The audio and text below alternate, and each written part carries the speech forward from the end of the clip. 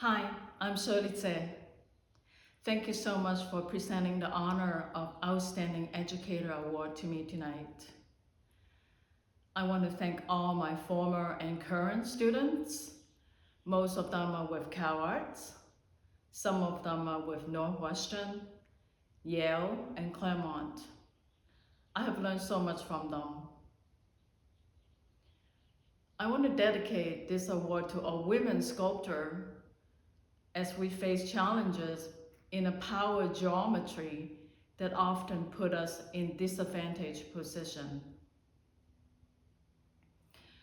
Because of this challenge and many others, such as climate change, many young artists have told me it's difficult to maintain a sculptural practice in a sustainable way today. I'm pleased that I can use this award as a platform to advocate for sustainability. It's my hope that we will realign our resources to support sculptural practices that are sustainable. Sustainable for our environment, for the ecology, also in the sense of economic justice and mental health and well-being. Thank you.